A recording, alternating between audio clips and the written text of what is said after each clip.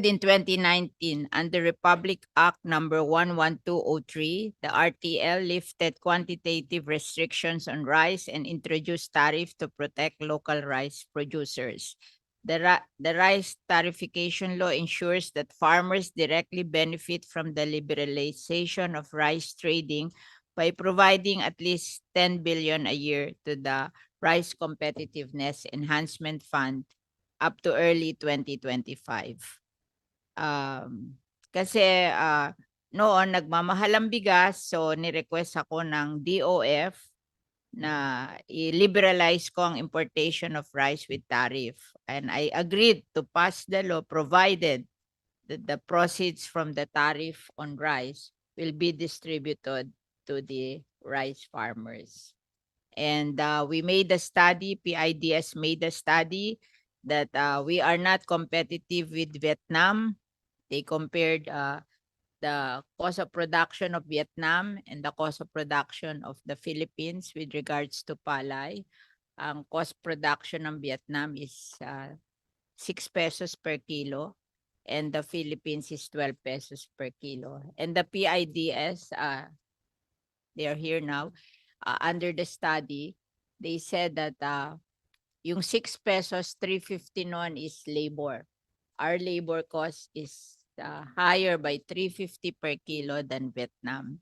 And then yung 250 is the productivity. So what I did was when I wrote the rice tariffication law, which created the Rice Competitiveness Enhancement Fund, they told me that they will collect 12 billion. So I gave the 10 billion to the Rice Competitiveness Enhancement Fund, giving 5 billion to PhilMec for mechanization so that we can reduce the labor cost of producing palay. And then I gave 3 billion to PhilRice so they can distribute and teach farmers how to produce the good certified inbred seeds para mailaki natin ang productivity per hectare. During that time, I think the production per hectare is 3.4 metric tons per hectare. And as of today, parang ang latest report, it's 4.6 metric tons per hectare. So we're trying to improve the production per metric tons per hectare, and we are trying to reduce the cost of labor of producing rice under PhilRice and PhilMec. So we're doing that, but the rice tariffication law will expire and we have to renew it. It will expire by the end of 2024. So we have to renew it. And and in 2019, I passed, instead of being able only to collect 12 billion, by 2019, they collected around 18 billion or to 20 billion tariff. So I passed another law, which is RA 11598, and it's financial assistance to farmers owning 2 hectares and below, 5,000 a year. So yun yung composition ng rice tariffication law, which created the Rice Competitiveness Enhancement Fund and which provided for financial assistance to rice farmers owning 2 hectares and below. So we're due to to renew the bill because it will expire by the end of 2024. And at the same time, there are many suggestions on how to change the bill. So in the Senate, there are 4 bills filed on the topic. Senate Bill 642 by Senator Marcos, amending Republic Act number 8178 or the Agriculture Tariffication Act of 1996, and proposing the expansion of the functions of the National Rice Buffer to cover both natural catastrophes and commodity crisis, among others. Senate Bill 1203 by Senator Padilla, expanding the purpose of the Rice Competitive Enhancement Fund from 10 billion to 15 billion annually and earmarking 10% to scholarship, health, and other similar benefits.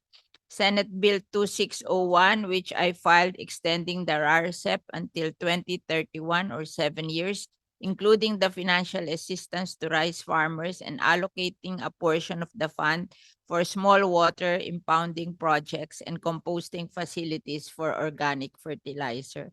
And Senate Bill 2672 by Senator Padilla, proposing the restoration of the price stabilization and supply regulation functions of the National Food Authority and the creation of the Rice Industry Development Program Management Office.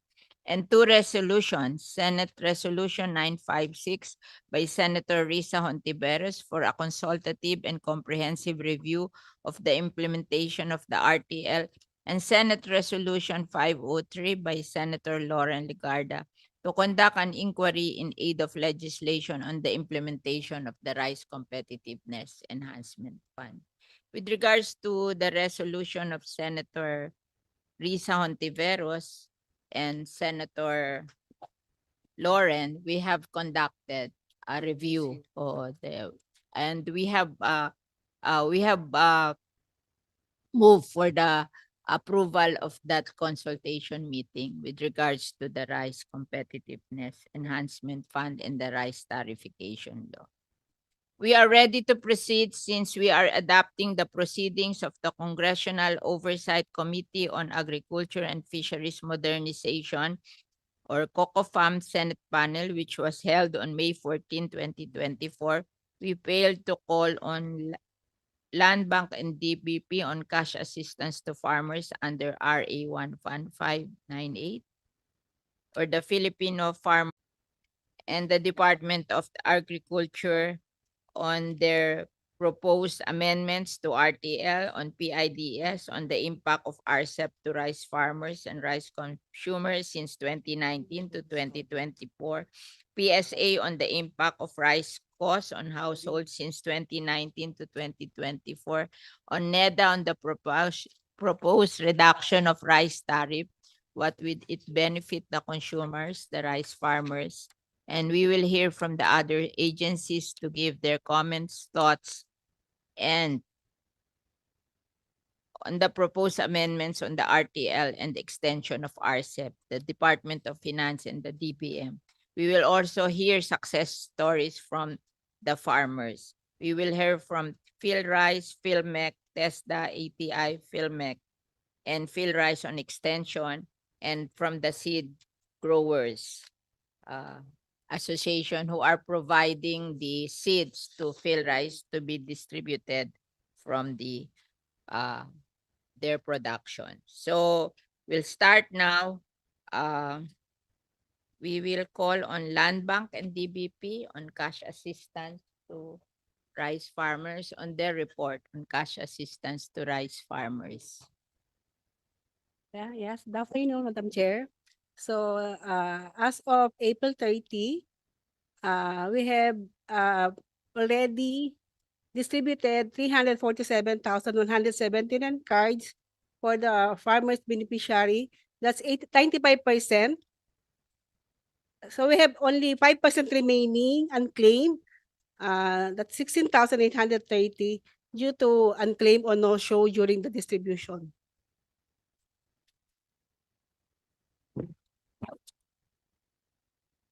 When I passed that law, they told me yung daw lahat ng farmers owning 2 hectares and below 1.6 million. Ikaw ang binigyan mo 300 347,179. So let's round it up to 350 no para madaling tandaan. Ang DBP ilan? Ma'am, for Madam Chair, for DBP, we have already distributed 1,649,285 cards po. 1.6 million? Opo. Bakit sumobra yata? Where did you get the list? Ma'am, from DA, but I guess po that already also covers po what, I don't know if it covers what land bank. Anyway, how much have you distributed? As You of it- distributed 1.6 million cards, yes, but ma'am. you didn't distribute the money. What they're Yes po. saying is We did po. Sorry, ma'am. For the to money po, we have already distributed for the 2023 po. As of 2023, 8.3 billion, ma'am. to how many farmers?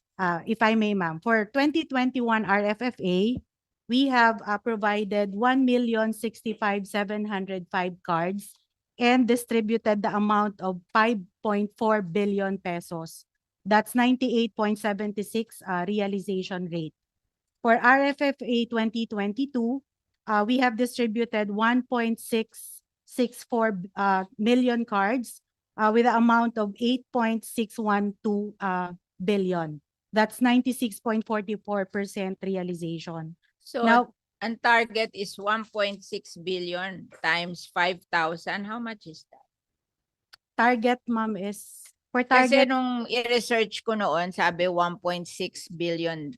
Million. 1.6 million daw farmers will receive. Sila yung 2 hectares and below. Sa 5,000 each, magkano yun? That's 8 billion, no? 8 billion, di ba? Oh. So you're distributing more than 8 billion. So that will form a basis kasi for the ano tawag dito? Extension of RTL. That's why we're asking you para alam namin kung magkano talaga yung budget doon. Okay.